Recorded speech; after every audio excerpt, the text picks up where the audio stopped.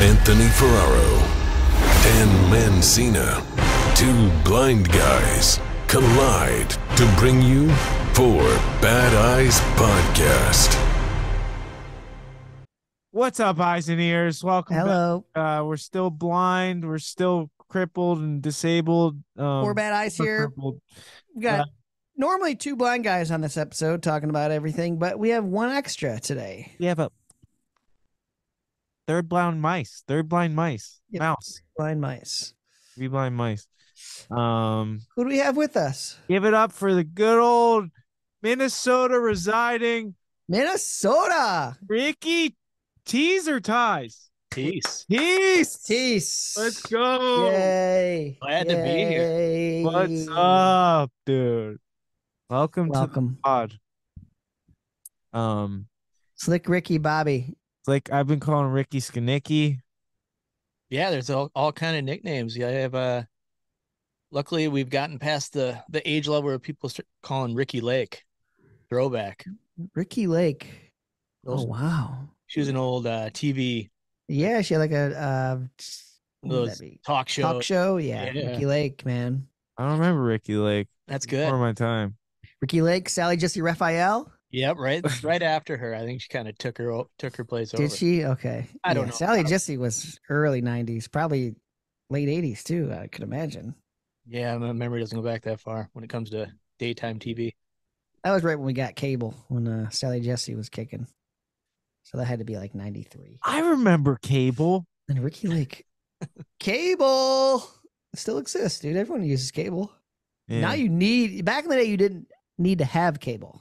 Dude, speaking of cable, I was in LA and we were watching TV which we never do, but we were watching TV in the hotel room. I was watching South Park on cable. The things they're able to get away with was insane. Yeah, they got a pass. They have a pass. I don't know how they do it. They've been doing that for so long. I mean, they even swear in commercials now. You know, it's right. Do they curse in commercials now? They skirt around it. Curse commercials. Yeah, I mean it's when we would watch it back in the day. You couldn't even say, but pretty much damn or anything. Yeah, you couldn't say damn. Well, that had to be like after 8 p.m. Then there was the 10 p.m. hour, like the USA channel up all night. Wait, speaking of television too, I think we got a class action on our hands, boys. Hank, we also need to introduce Ricky here. I know, we'll get there. This is really important. Do you know the commercials where they do the like a prescription drug? No, never seen one. Yeah. Every time block. When they list the things that could go wrong, side effects, yeah. They don't. So we only get like a tenth of what's going across the screen.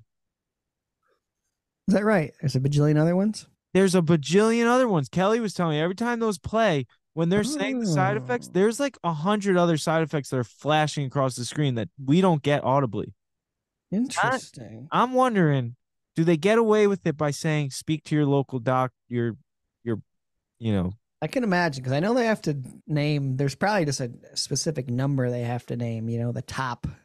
I don't know if anyone 3 or something. Anyone knows anything about it's usually more like 30, but yeah, usually like 5 to 10. They name a lot off, and it's real quick. Yeah, but then there's like 60 others that are flashing across the screen. But any farts, diarrhea, gonorrhea, Mamma Mia, diarrhea, gonorrhea, Mamma Mia, maybe side effects. Oh, speak to your doctor. Speak to your doctor. Ricky, we got another para-athlete here. Para-athlete. He's started out as a wrestler, right, Rick? Yeah, grew up in Minnesota, wrestled through high school, through college, did some coaching, and got into judo and Paralympics. What is your eye condition? I have RP as well, so my vision. RP crew, let's go, dude. Yeah. So my vision was never great, but it was pretty stable to my mid-20s, and now it's slowly been deteriorating in the last. Gotcha. Did you drive and stuff? No, couldn't drive, but I definitely could ride a bike, rollerblade, play basketball, play catch the football, that kind of catch the baseball. So in terms of RP, you had vision loss early. Very early. We were talking about that because I've met a lot of people with RP, and it feels like a lot of people's stories are pretty different. My brother had it as well, and he was completely blind at 14, 15.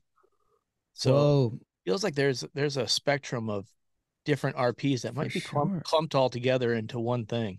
Yeah, I never knew anyone who's lost it that early, honestly. Really? How many people have RP in your family, Rick? Because you come from, there's 6 boys, 1 girl, right? Yeah. And the girls become, Dan taught me this, that the girls become carriers. Well, it the depends boys, if it's RPX or not. Yeah. You know which RP you have? I don't. So the way I was explained, it's like a 1 in 4 chance. We have 7 kids. 2 of us had it, or 2 of us got it. Okay. Dang, there's a 50-50 chance, and 3 of us got it. Oh. Out of 4, right? Out of 4 boys. Yeah, Dan's 1 of 4 boys. Well, we both beat the odds. You a little stronger than me, though. Yeah, interesting. Yeah, Dan, you made it to like 22, right? Yeah, I drove until my mid-20s, yeah. Yep, never drove. Never was even close to that. Always had my whole life I've had the tunnel vision part and the night blindness. So because when I first met you, Rick, you were able to get around without a cane and stuff, right? Yeah, so we probably what do we make? Like 17, 16, 17? 17. No, 18. 18. Okay. So yeah, I was still able to get, I went probably a little longer than I should without a cane, but back then I was still pretty, as long as it wasn't like too busy, like an airport or at nighttime. Nighttime has always been hard. So yeah, since then I've needed a cane and pretty much can't get along without it now. Yeah. Ricky oh, sorry, go ahead. Go ahead. I was just say Ricky was the first person on the judo like Paralympic stuff that I ever clicked with, because he was like, he came from this wrestling background and he was just like very like his judo, he was basically a wrestler, and I always like thought I looked up to, because I was like, oh, that guy, that's kind of how I'm coming into this too. Yeah, same, very similar story. Yeah, we clicked early on, had a lot in common, and I early on came out here for some training and spent time with his family, got to know all them, so we've been pretty close ever since over the last 7. How long have you been training judo? So I started end of 2015. So I was 32 at the time, and I thought I'd try a new sport, and it took. That's a late age to try a new sport and try and go to the Paralympics, don't you think? Yeah. Luckily, my wrestling background, I was still coaching. So you were in shape. So I was active, and I was working with college athletes. So I mean, I was in shape. I stayed reasonably athletic, so I was able to cross over pretty quickly. And have you been to the games yet? Have you made it to games yet? No, didn't qualify. I unfortunately, with age comes injury, and I've been battling it for a while. But what was your last injury? It was brutal. I was in. This is a good one.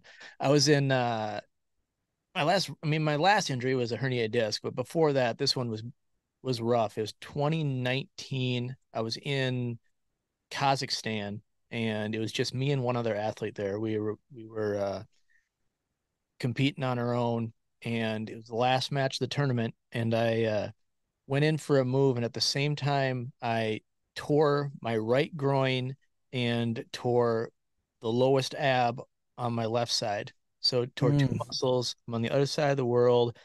I instantly have to tell the ref I can't go anymore. I get up, and I'm, you have to get your gi all organized to bow out of the match. They won't let you off the mat. And he's like, "Are you okay?" And I'm like, "No, I'm not okay. I need to get out of here."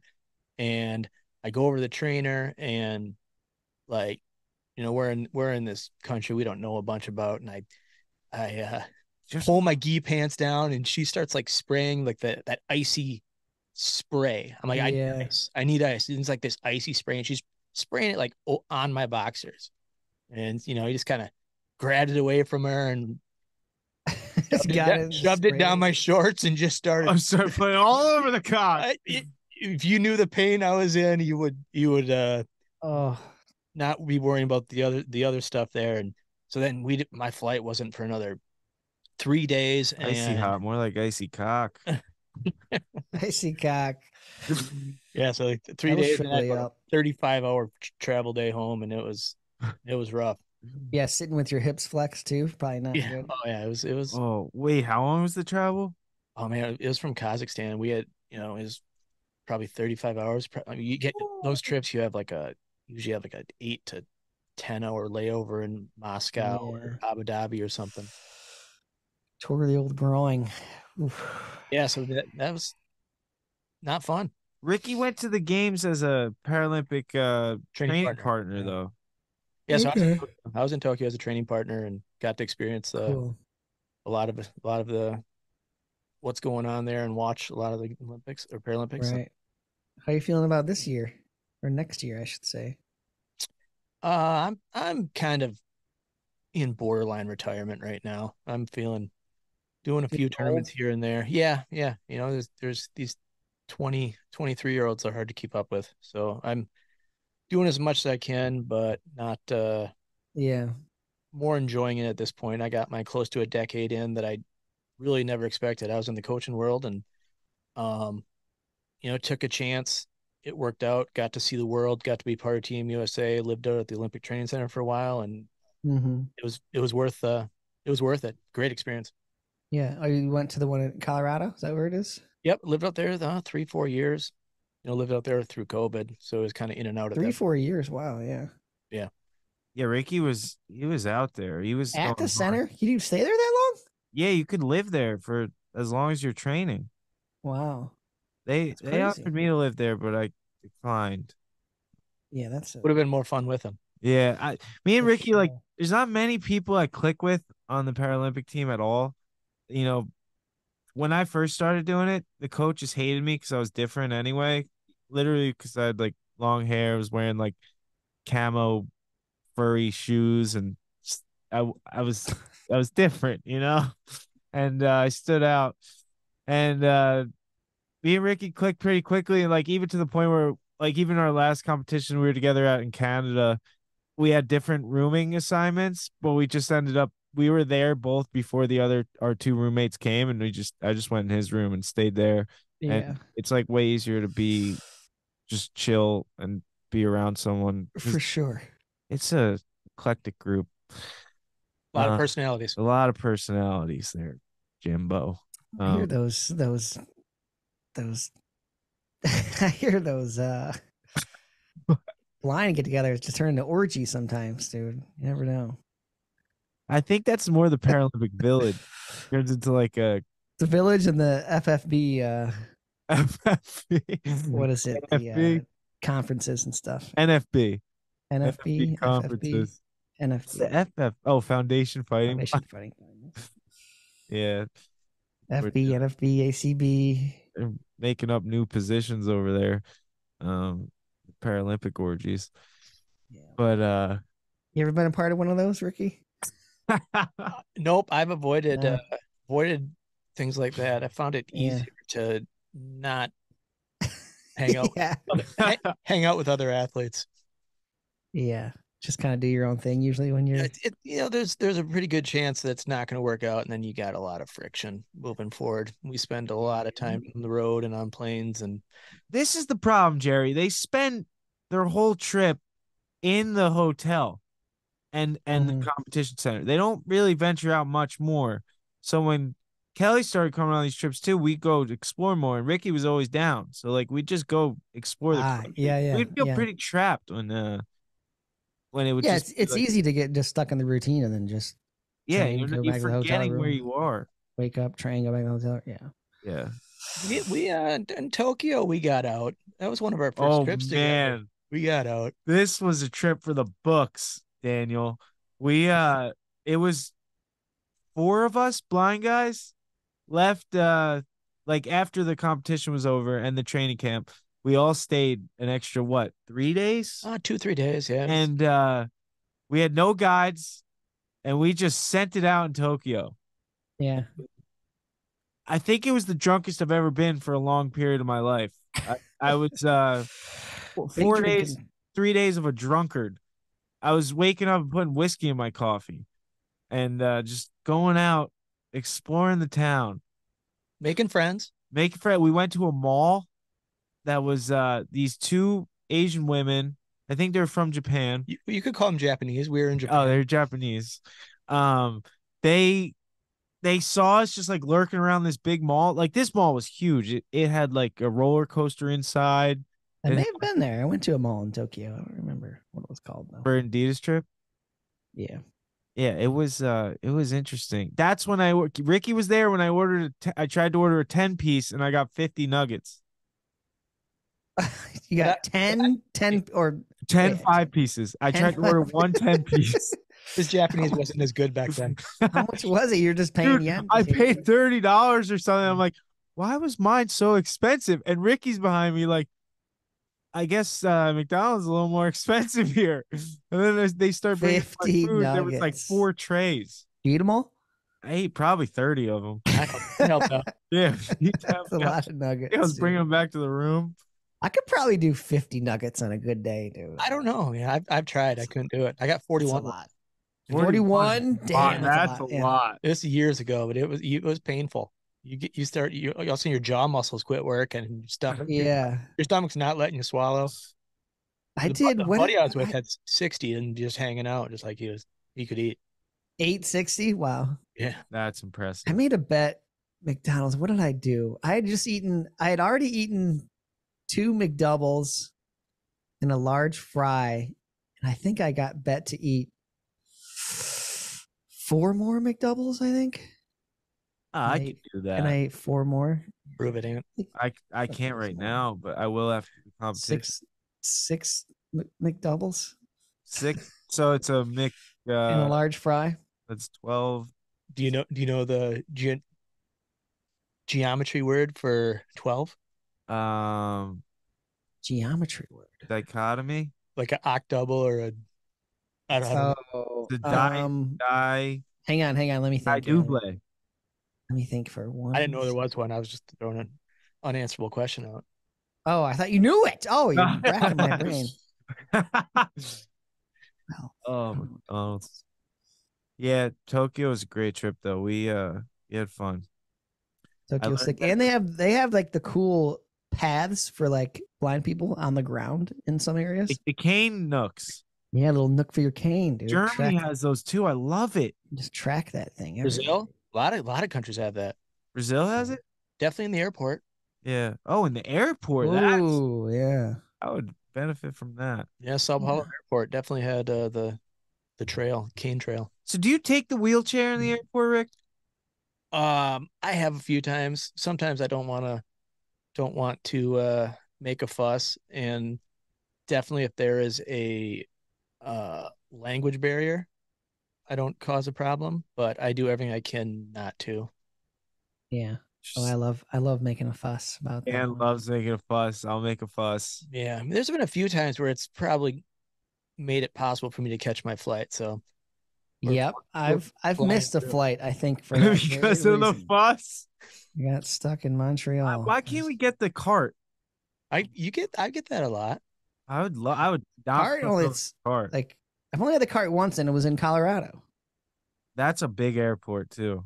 It was zipping around. That thing is sick, dude. Oh, dude. I told you when I was in Turkey, the guy was making turns like I thought I was going to fly out the side. Yeah. He didn't tell me to hold on either. Oh, yeah, weren't you going beep, beep? Yeah, I was going beep, beep after he would honk the horn. He was laughing. He would go beep, beep. I was in Russia one time at Moscow on a layover, and it's just me and one other blind guy on the team. And they're like, no one speaks English that's leading us around, and they keep like setting us down, and someone new would grab us, and we don't know what's going on. Finally, they like take us outside, and we're walking past the airplanes, and they put us in the back of this van. And we're like, we don't know what's going on. No windows in the van, just us and one Russian guy. KGB's got you, dude. Yeah, I'm like, I haven't done that many bad things in my life.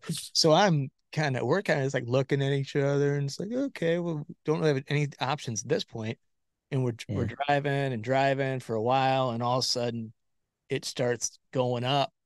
and it was one of those vans that it like elevated the whole van, back of the van, elevated up to the back of the plane, door opened, and we were just what? No way, right in the back of the plane. dude. That is bizarre. They put it right up to the back door. So we're thinking we're getting kidnapped, and no, we're getting like First class service.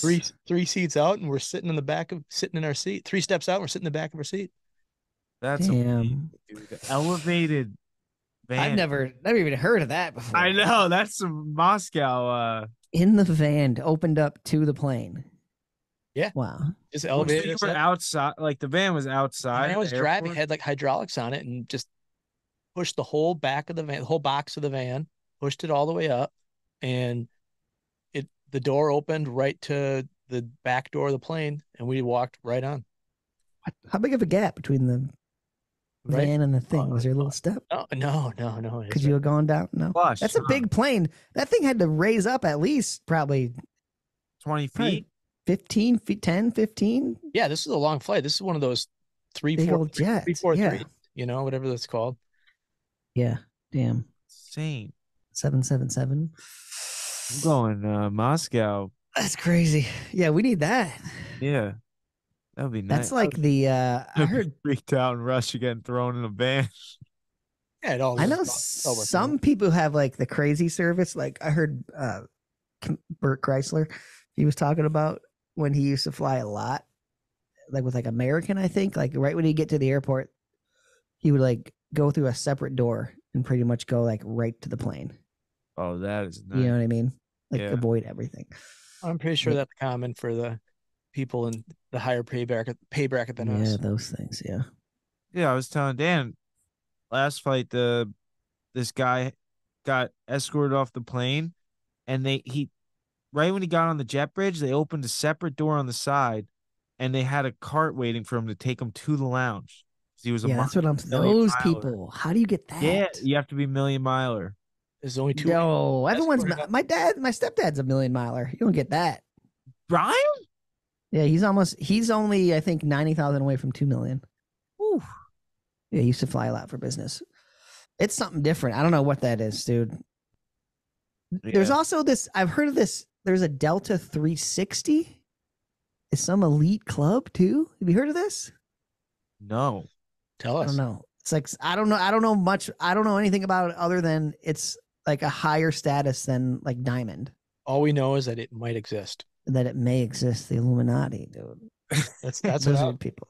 that's- Lizard people. Tupac Listen. might be back there. hanging Yeah, out. Tupac and Elvis. 60 Club. There's probably some real tiered stuff that we don't even know about, dude. But I mean, yeah, I don't know. I don't know how you get that, because like at a certain point, you just want to. If you have enough, it can't be a money thing. Because if you have enough money, you just fly private. By private. Yeah. I don't know. It's a status thing. It's Some kind of love status. status. You're all about your status. I like the status, dude. Status is nice. Something to work towards, you know? Counting them miles. I only have like 320,000 all-time miles. I'm pissed because I have Seems so crazy to me. I have so much status on United, and they used to be the sponsor of the Paralympics and Olympics, and now Delta they now, just baby. Delta Niner. I just had to call because I was in seat like 48Q on the way to freaking Yeah. Chile, and I had to call. I weaseled my way up to row 10A, babe. So you always call, huh? Delta Comfort, baby. I got Delta Comfort. You always call. Yeah. If there's any lesson you can get from Anthony here, is just doesn't hurt to ask. It doesn't. Always ask. Oh, I learned something new about traveling solo as a blind person. What's that? So in the app with Delta, you can select that you can choose it or tell them that you're blind, right? Yeah. And they put the little and eyeball there's two different things. There's meet and assist, and then there's actual wheelchair service. Oh. Which I used to in the app, if you say I'm blind, like that also lets the flight attendants know on the plane. Exactly. To give you, let you know or whatever. And that I used to select that up until now, thinking that would have a wheelchair waiting for me. But that's just meet and assist. which the flight attendant on my last plane told me that meet and assist does not guarantee someone will be waiting for you, because that's only the wheelchair service is the actual ADA federal law. So we're actually right back to where we started. So you got to do wheelchairs in order to be guaranteed or whatever, I guess, to have someone waiting for you. I don't know if you guys knew that, but I want a go-kart. Learned me today, dude. You got learned? I got learned, and I did not do meet and assist on my last plane, and I was in first class, and I was sitting there right when we take off. First off, they didn't bring me a drink right off the bat, which when they don't do that, I'm irked. You know what I mean? They know I want that. That makes all the difference when you sit down and you get a drink. That's huge. It actually does. Even if it's just orange juice. Whatever. I slam my water, and they got waiting for you. I'm like, I need another drink. Doesn't come, and then we take off, and then I like hear. It's so fucking loud on this plane too. I can't hear anything that's going on. I think I'm hearing like rappers and stuff. Like, oh, they must have passed me up to get snacks. He must have just like stood in front of me and like you hear Joe just held the basket out. Yeah, I'm hearing Joe Schmo eating chips. I'm like, oh, all right, dude. He must have just been standing there, and I was just staring at him. You know what I mean? Yeah. Heather's sleeping. This is a red eye. So I hit the call button, and I'm waiting. I don't hear anything. It's like, did I hit the right button? I hit it again, and it dinged. Nothing happens. So I'm like, damn it. Do I hit this button again, dude? Now I feel weird, and I'm kind of freaking out in my own head. Maybe he came both times. I'm getting like stuff. Yes. So I hit the button again, and I'm waiting. Nothing. And I'm like, oh my God, this guy had to have came this time and was just staring at me, waiting for me. So I hit the button a third time. Finally, he comes up. He says, "Can I help you?" I was like, "Yeah, sorry, I'm blind. Like I just wanted to get a drink." He's like, "Oh, I'm so sorry. I didn't know that. It wasn't in our logs or whatever, because I didn't hit fucking blind whatever on my flight." But it was very awkward for about 20 minutes when I'm debating whether or not I should hit this button again. Did you get your drink? After that, it was all good. He's like, I'll check on. He checked in on me a bunch after that. Oh, that's nice. So I learned my lesson of number one, you got to hit that blind whatever on your flight. So Ricky, they actually know. Ricky, I didn't realize that would do anything, but I guess it does actually let the flight attendants know. Yeah, then they check on you more, and they know to be vocal with you. Like, right. Just tap on the shoulder or something. Not just nonverbals. Yeah, it was very awkward for me for a second there. Ricky was telling me he schmoozes the flight attendants. If you're nice to them, they'll just keep giving you free drinks, even if you're not in first class. Schmoozing, yep. Schmoozing goes a long way. You got to make people want to help you. Yes. Ask some questions, be polite, and sometimes they don't come back for the credit card slip. Yes, I love that. Like, I'll come back for you, and I love waiting for them. That usually means they're not coming back. Exactly. I'm like, do you want this? I'll be back. Like, I'm just gonna put it away then. That's the move, dude. But yeah, I had them up. I had an awkward experience. I was flying. I think I was on Korean Air, and they're great, but I was in like the middle of the plane, and I'm sure you could find the bathroom, but it's real hard to find your way back. So I called the flight attendant over, and I go, I need to go to the bathroom. And I'd worked with like several flight attendants on the flight before then, but so either like she forgot or whatever. So then I get up and walk out, and she just like walked away. And so I like know that she's in the back and like where the kitchen where they prepare the food and stuff. And I sat there and waited for a little bit. And I'm like, okay. So then I just go for it. Got my cane. So I walked to the back and turned the corner, and she looks at me and sees a cane. She's like, "Oh my gosh." And I was like, "Yeah, you probably thought I was a weirdo just calling you over to tell you I Oh yeah. I need to use the bathroom." She was like, okay. Okay, bucko. Go ahead. That's really funny. They probably get that every now and then, I'm sure, dude. Yeah, it takes all kinds. I just don't want to be that one of those. That's hilarious. Yeah. Damn, good thing she didn't take you by the hand and lead you back there. Would have been a whole other story, dude. I want to get into the Minnesota meat and potatoes. What was it? Ice fisherman? I have. Not my. Dan's a big old ice fisherman. Okay. Love ice fishing. You know, in Michigan, you're never further than 1 mile from a lake. 3 miles, I think. Yeah. Oh, 3 miles. So, yeah. A lot of water. Yeah, we got the same, man. It's probably pretty similar climates and a lot of lakes. Yeah. A lot of lakes. Yeah, that's what we're known for. But no, it's a good place. It's not too busy. I've been out here on the East Coast for a little bit now, and it's busy out here. A lot of people, a lot of cars. Craziness. We don't quite feel that over in Minnesota. But yeah. Are you New York? Where are you at? I'm in Jersey right now. I'm staying in Jersey. We've been doing Philadelphia, some South Jersey, some North Jersey, going to some different judo clubs. So yeah. But Ricky lives in Minnesota still. Yeah, I still live in Minnesota. Gotcha. Just so you're not married, anything? Nope, not married. Partner? Oh, you're just still roaming, cruising, huh? Yeah. So yeah, I'm I appreciate out here. I was just thinking something. I mean, I come out here and you kind of hear about like people on the East Coast are, either like abrupt or rude or rough on the edge. Rough compared to the Midwest, and right. You kind of got to get the feeling of like it's kind of nice because like people that are nice people, they're just super nice to you, and people that are jerks, they're just jerks right away, and you can kind of figure it out quick. And it's more people are just right. They're just who they are, and they don't like.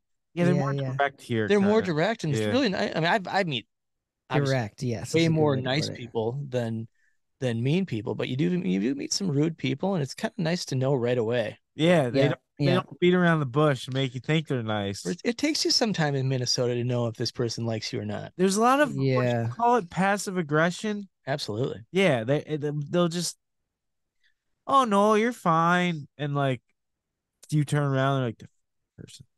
Yeah. I mean, like the LA's like that to the extreme, everyone's like super nice to you. Oh God, I know. Fake nice to you. And then you're like, who is this person? I don't know. Oh, but me and Ricky have been traveling with mind you, our judo coach, this is the guy that got me into judo.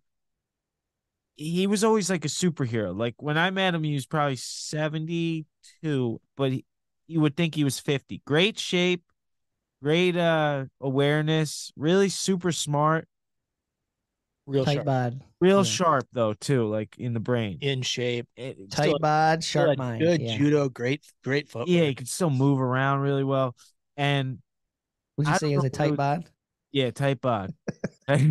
He's taut. And we've been driving with him to like hour away practices. And it's not a comforting feeling when your coach is saying to you while you're on this drive, two blind guys, I can't see shit at night anymore. This sucks. I can't see a damn thing. And my vision's going, and he's like, I can't read the signs. And you're like, dude, are we gonna make it to where we're going? It's just so dark out here. These car lights are just blinding me. Like it's getting scary, Jerry. I'm worrying about him. His mind's taking a turn. He's not as sharp as he once was. Great guy. I love this guy to death, but it's getting a little worrisome.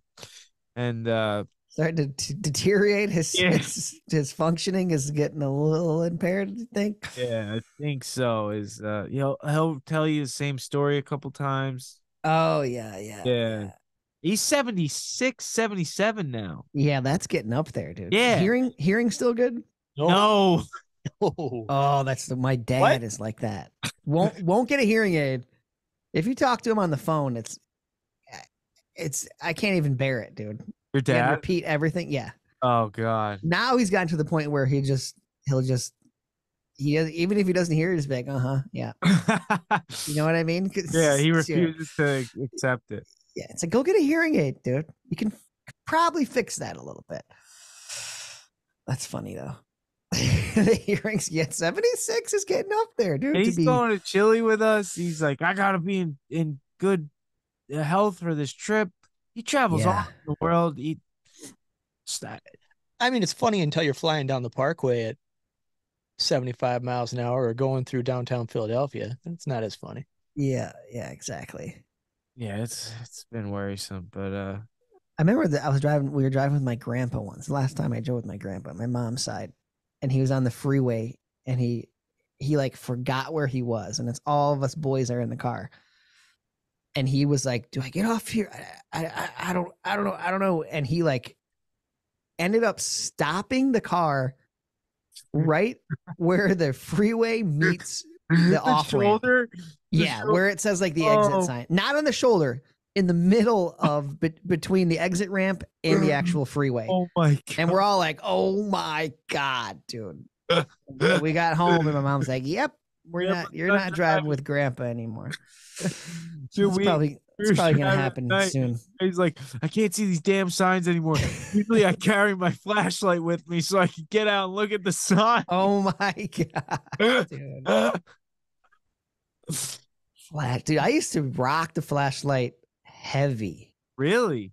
Yeah, it came in such good use. I bought this, or my stepdad bought me this badass.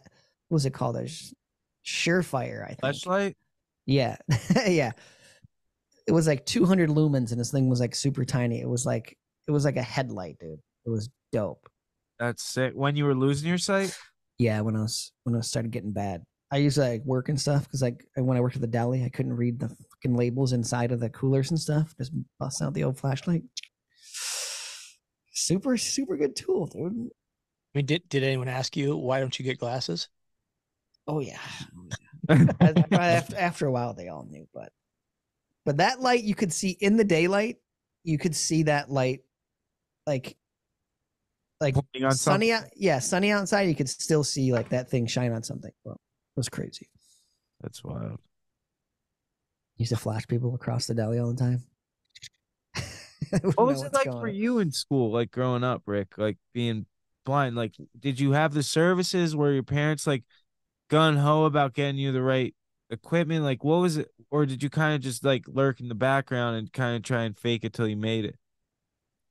I had a great vision teacher growing up, and like I said, my brother was a little bit older than me. Had the, he had the same vision problems, so they kind of had a test run for me, and we had the same vision teacher, and I had her all the way through up until high school. So yeah, she was, taught me different skills, different, stuff I didn't need back then, but braille skills and cane skills and, orientation and all that kind of stuff. And she was awesome. So she'd just come right into my classroom and help me out. And we were really good at, making sure that I sit as close as possible so I can get as much as I can with seeing the board. Right. I could see some back then. I could see, if I sat in the right spot. And it's really worked well with teachers. I stayed in public school. I was always in public school and just worked well with teachers. And I was lucky to go to a really, really good school, and they worked really well with me. And, because a lot of times you gotta get left in the dust. Well, if the public school system, if you let yourself, unfortunately, you gotta have a support system to teach you how to advocate, right? Yeah, right.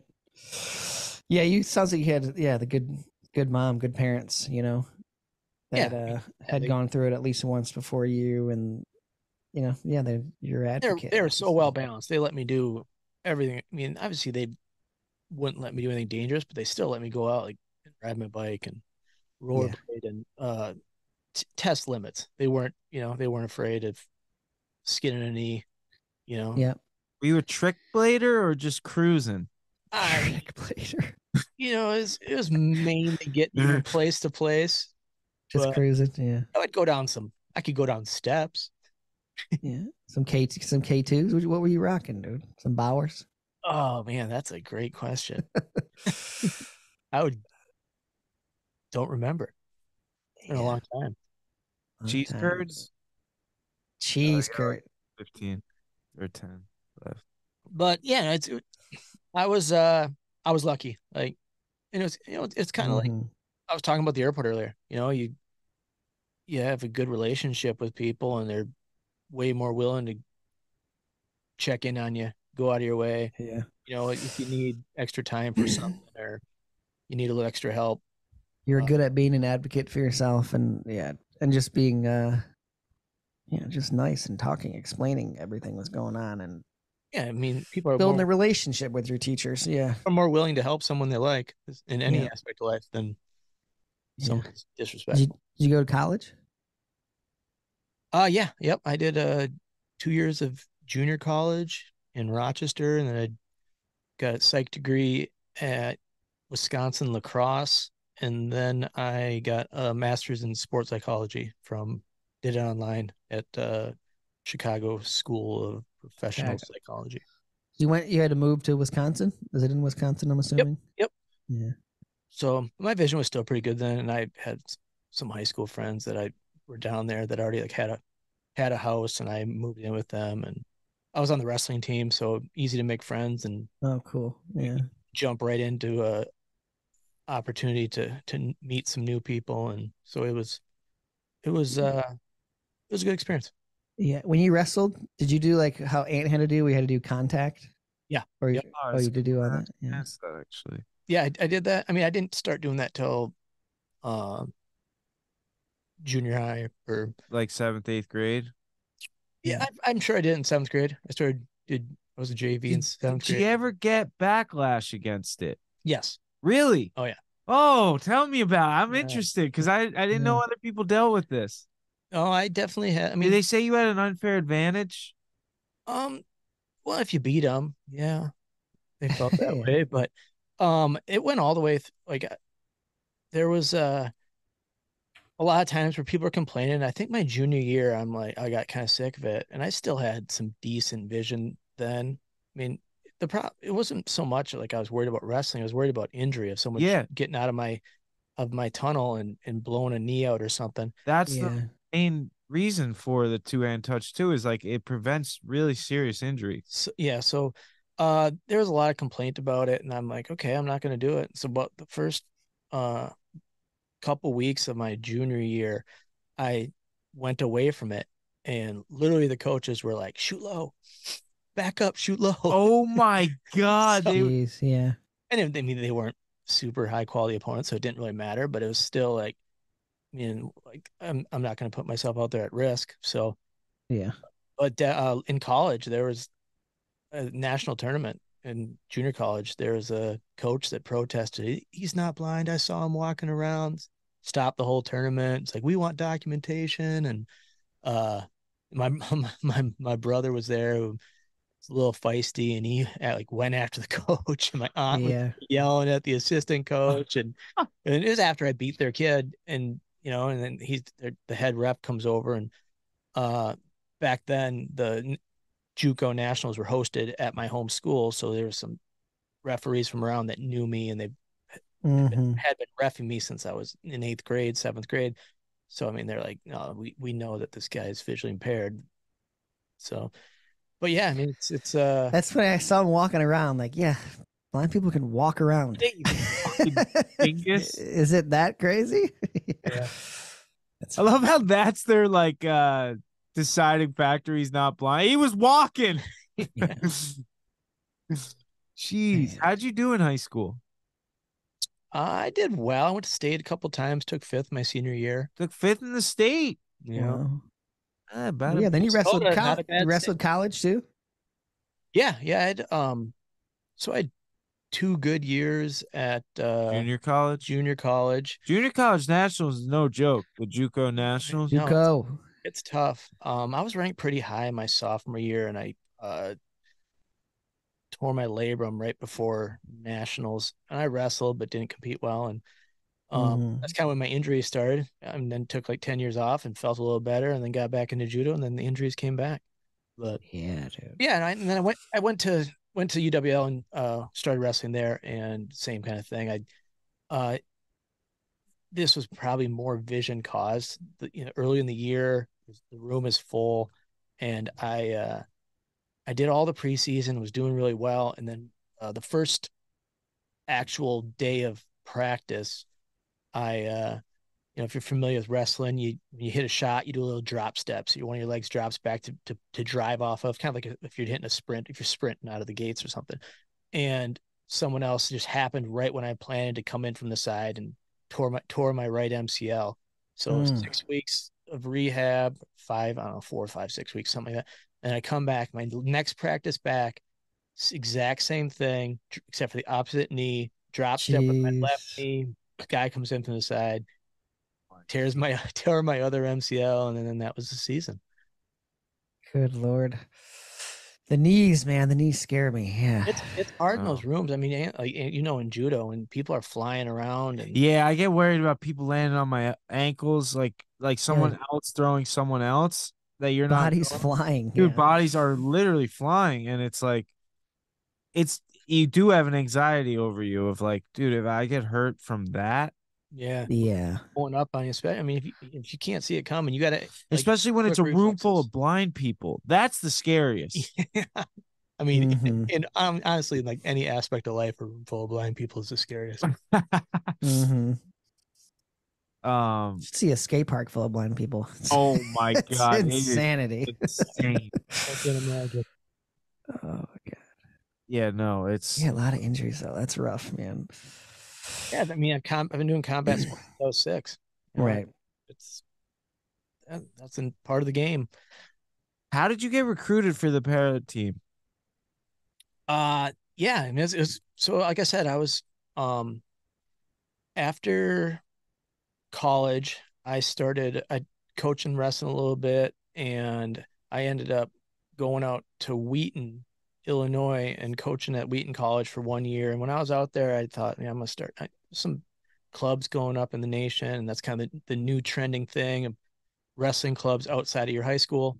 So I came back home and I started my own club called Inner Drive, and it was, youth kids and high school kids. And I was also coaching at the junior college there where I wrestled, and did that for about 8 years with doing that training center. And a guy that I'm in Rochester, and the Mayo Clinic's there, and there was a resident who was a wrestler. He was a resident doctor there. He was a Harvard wrestler, and he was coming in and just helping out a little bit, just wanted to be around wrestling. And he shared this article with me that USA Judo put into USA Wrestling. They put an article in there saying, or USA Judo put an article in USA Wrestling saying that they're looking for visually impaired wrestlers to try out for judo. I mean, I don't think they're looking for a 32-year-old. They're probably looking for 19 and 20-year-olds, but I thought I might try that. So I put in an email and didn't hear back for a little bit. And finally another different friend of mine was like, hey, did you ever follow up on that?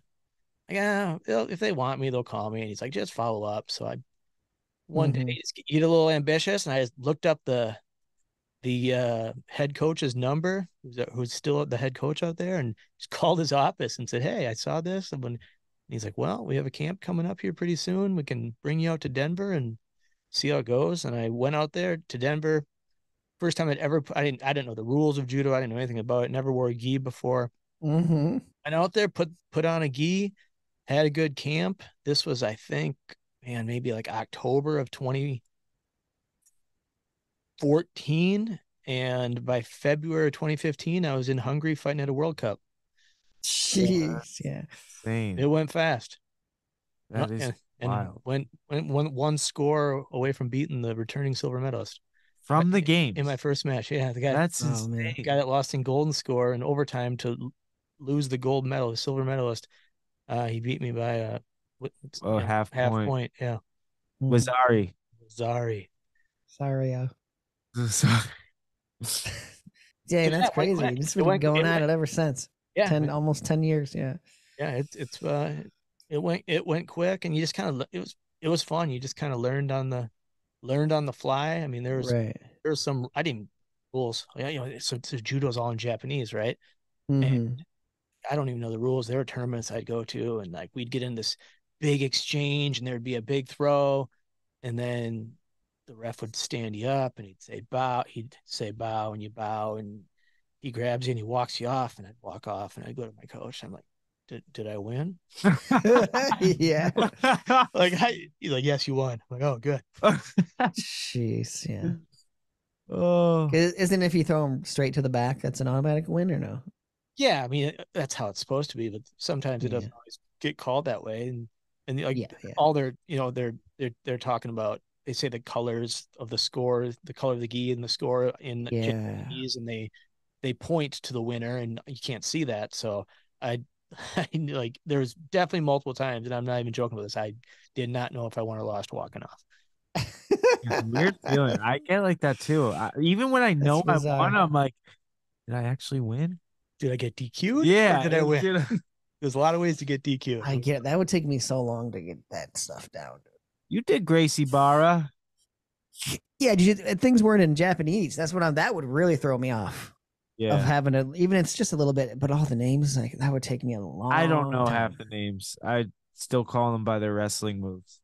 Yeah. People are like I go to a camp and people are speaking Japanese names and counting in Japanese, and I'm like, don't call on me, please. I'm just wrestling with a jacket on. They'll be like, yeah, do a Kosotogari. I'm like, well, show it on me how you do it first. Yeah, exactly. Let me see how you do it. Oh, a back trip. Gotcha. Yeah. Dang. See, I'm intrigued by it. I want to go stay at the Denver camp, dude. That sounds fun. Well, the training center in Colorado just like ended, like it's over. There's no more judo there, and they're relocating it to. They just built a whole new training center in North Carolina. Ooh. In Raleigh. Are they going to do judo there? Yeah. Yeah. I think there's going to be a residence program. Yeah, there's going to be people can live there, and there's going to be like all the facilities and stuff. I love North Carolina. Do you? I don't know. Yeah. You've been to Minnesota too for skating, haven't you? Minnesota. Did you go? Yeah. Oh, yeah. Been a bunch of times. Yeah. Minneapolis? Minneapolis. MSP, the whole MSP area. Yeah. Yeah. Yeah, because you were the one that told me to get a Juicy Lucy. Juicy Lucy. Yep. Oh, you can't go to Minnesota without getting the Juicy Lucy from where? From Matt. Yeah, there it is. Oh, nice. Yeah, I don't remember the name. Well, there's two spots, but that's the one. To the bougier one, but the bar spot is the one. This one is that's all.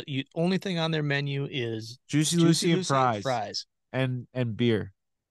And it's like an actual bar. We drove. The other one's not far from it. We went to the other one. Yeah, it's like a block away or something. Yeah, we like passed it when we left. Space 28 or something. I forget. It's a number. Yeah. I've never been there. I don't know. Yes. Yeah, the number thing, something like that. Yeah. Minnesota. I didn't mind Minneapolis. I kind of like the vibe. I like it, dude. That city's sick, dude. I like that city. A lot of music, a lot of art, a lot of good food. Really good skate spots. Good lot of spots. Yep. Yeah, a lot of skate spots. Did you go ever around any skaters? Man, I had friends that did some skateboarding, and most of my friends are hockey players, so they're more doing like the rollerblading tricks. Yeah. Bladers. I think my cousin just got traded from the Romanian team to the Finland team. Is that up? Hockey? I don't know. Yeah, hockey. Oh, he's like he was in the and he was the 6th round draft pick to the Penguins the year after they won the Stanley Cup. Yeah. And from Crosby, yeah. Yeah, he got in trouble or something. I don't know. Some stuff happened. He got in trouble. Yeah. He got put on another team, and then he's on another team, and now he's like 27, 28. He's an incredible athlete, but I think like they start weeding you out of the NHL stuff when you're when you're in your later 20s. Unless you're a top dog, yeah. Well, if you're a top dog and you're in your later 20s, you're probably in the NHL already. Yeah. Yeah. But I know I came from a big hockey town. I know a lot of people that made a good life playing over in Europe. Yeah. Yeah. I'm from Hockey Town, baby. The Hockey Town. Yeah. Okay. Detroit, baby. Oh, I know. We've been blowing it for the last 8 years now, 10 years. I don't even know. You'll get it back. You're the Hockey Town. Yeah. But hockey, that's a tough sport. But yeah, a lot of hockey players where I'm from too. I hung up my helmet. I never played. I never like played for fun, but was never on a team. But expensive sport, man. Yeah, super expensive sport. My brother played. He was on high school team. They won state one year actually. My cousin actually, when he was in high school, he went to live with a host family in Michigan. Oh, really? For hockey? Yeah. I think you told me about this. Yeah. It was for the Junior Olympic stuff. Yeah, that's sick, dude. So he hockey's juniors. That's one sport I enjoy listening to, watching, and going to see games still. With hockey. Probably my favorite. I've never been to a hockey game. Probably my favorite live sport to go to. Yeah, it's fun. You can't see it, but it's quick. You're not there that long. You can the crowd is always into it. You guys, what am I missing here? Dude, because you go to baseball or football. I'm going to sleep there, Jared. Every 3 minutes, you're waiting a commercial and then there's break or some delay. Basketball's the worst. Come on. Hockey's moving, dude. The crowd's exciting. You know what's going on. You know when a goal hits, you know when the other team scores, it gets quiet. It's it's nice. And if you can get the tickets where you're on the ice where you're against the boards, oh, that's the best, dude. They're smashing against the boards right there. Yeah, it's colder than your average building, but you're chilling. Wear a sweatshirt, you're fine. Yeah. Never been to I gotta go to a hockey game. We gotta get you, dude. We gotta get you going. Detroit. To Jersey? Devils? New Jersey Devils, right? Devils, yeah. Devils, Red Wings game. Do they not play in New Jersey though? Oh, I think they do at the Prudential Center. They do? Okay. Isn't there some team that doesn't play in the state? Who is that? The Giants play in New Jersey at That's what I'm thinking. the Jets Stadium. Yeah, They but the play Jets in- are in New York too. Well, they both play in New Jersey. Yeah, they both play in Jersey though. Make no sense. Why don't you make one of them New Jersey, one of them New York? Well, it sounds like they're both New Jersey. They Yeah, right? play in Yeah. New Jersey. I know. Right. Apparently, the Giants used to play. Either Giants or the Jets used to play in New York, right outside the city limits. But Yeah. But yeah, we have to go to a hockey game, dude. I'm down. And why did they name their football and baseball team the same? New York Brooklyn Giants and New York Giants. Giants. Yeah, and then there's the. They really like that Giants name. Yeah, I don't know. Oh, the New York Giants. Wait, which team is the baseball team? Are they San That's Francisco? San Francisco. Oh, They okay. moved from Brooklyn. I believe. No, that was the Dodgers. Okay, Brooklyn Dodgers. Yeah, it used to be. Yeah, I know that. I remember San Francisco Giants started out east. Oh wow, I remember watching Barry Bonds against the Mets. Barry Bonds, baby. Barry Bonds and McGuire for the home run race, dude. Remember those days? Who was taking more steroids? Back then? I think McGuire, dude. That guy was. That was McGuire. I think you're getting it wrong. I think McGuire Sosa. Oh, is it? It wasn't Bonds? Okay. McGuire Sosa Griffey had that crazy run. And okay. Ken Griffey Jr.? Yeah, and then Bonds came a few years later and shattered their record. That's what it was. Bonds came and screwed. Yeah, he beat their records out of the water. But I don't think any of them were juicing. No, I think all of them were Oh, caught. come on, Ant. Yeah. Who you been listening to, man? That's the juice is loose, baby. Juice is loose. There was no steroids in baseball back in the 80s and 90s. Yeah, there's no cork in the bat. So funny. If you could see these photos of Mark McGuire, some of them are clearly. Is he shredded? Is he shredded? His or neck muscles are insane, dude. He's just his forearms are the size of a baseball bat. Your quads. Bigger, dude. My God, that's huge. Insane. He's like a bodybuilder. Oh, that's wild. It's obvious. And then you go back to Babe Ruth. He's smoking cigarettes, eating hot dogs. Yeah, smoking a stogie and having a whiskey. Yeah. Those were the days, yeah, dude. Those are good old days, dude. Wrap it up. Do you have any? Sometimes we throw out peeves on here, Ricky, stuff that pisses you off. You got any fresh on your mind? Something that just really irks you when someone does something, or you're at a restaurant and they do this. It could be blind related, unblind related. Oh man, I'm pretty easygoing. I know. There's not a lot. But really, I kind of let stuff go pretty quick. You kind of have to. I mean, there's obviously things that can bother you, but Yeah, that's Things good. that have been bothering me Still maybe- recently is, and like I said, people in the airport are real helpful, but there's been a lot of gate changes lately. And Gate changing. Hate a gate Yeah. change. and they're not always coming to help you these days. There's been a few times where I've had to like Hitch on to someone else, like ask find someone. Yeah. ask someone to Find do the it. desk and No, go to no, the desk. the yeah. desk won't. They'll make you wait for someone, but you're gonna miss your flight, and you got to hitch on with someone that's on the same flight. You just Yeah. gotta ask. Yeah, and they'll leave right away. And airports, I mean, like I always get where I need to go, but it's been rough. I mean, a lot A of little hectic.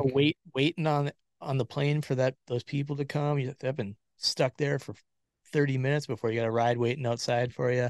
Yeah, that's the worst. Getting know, off. You just want to yeah. get off.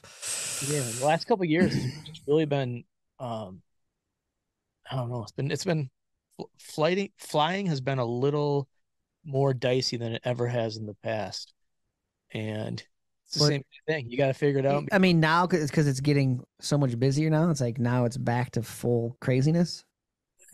I don't know if maybe some things changed during when it was slow during COVID and they haven't Yeah. readjusted. But I mean, so it's a story. I was coming back from Vietnam a few months ago, and I had a 12-hour, 14-hour layover in Seoul, Korea by myself. So they put me in this kind of area where I just threw my backpack down and laid on the ground, dozed off a little bit.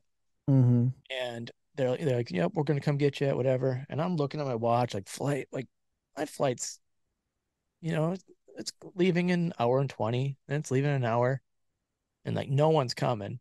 And I'm in Korea, and now I'm like, my flight's boarding in 10 minutes. So I had to like Jeez. get on Google, find the number to the Seoul airport, call somebody there, and they're in broken English, and I'm trying to explain like I'm blind. Like, well, where are you at? Like, I have no idea.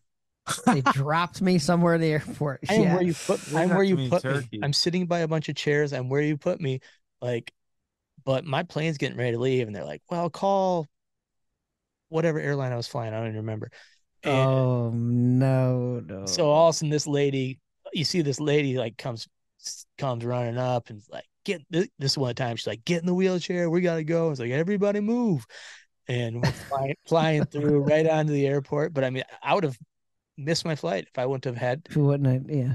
like gone myself and had to go find a number, call people, have an uncomfortable conversation. And Right.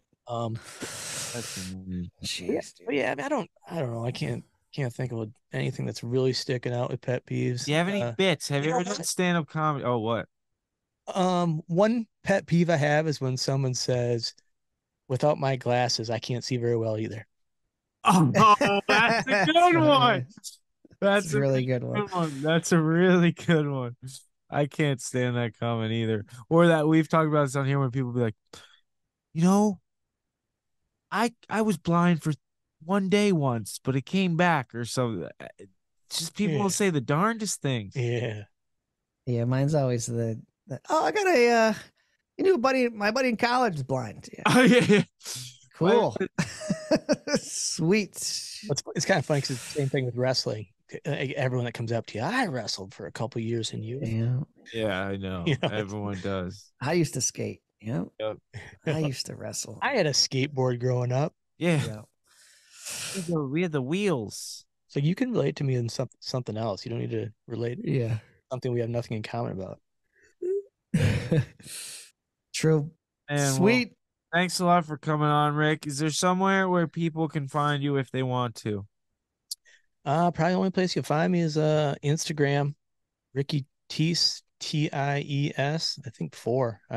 Ricky Tees 4, I believe. Oh, Number 4. 1, 2, Not 3, bad. B. Pretty high up there. I lost my password 4 times previous. Jeez, dude. Gotta use that password keychain in the old Apple, dude. You an Apple user? Oh yeah, definitely. Voiceover. Yeah. All Apple, yeah.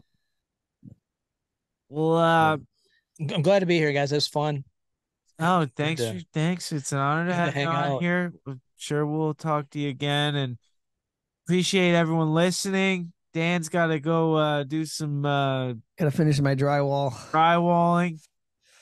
Drywalling and framing. Framing. Sweet. Yeah. Thanks, Ricky. Call in Thank you. 908-349-1480 and leave your angry messages and voicemails. And, yeah, we'll get to more of those next ep. I got one. And I saw your angry comments. Don't think I didn't see them.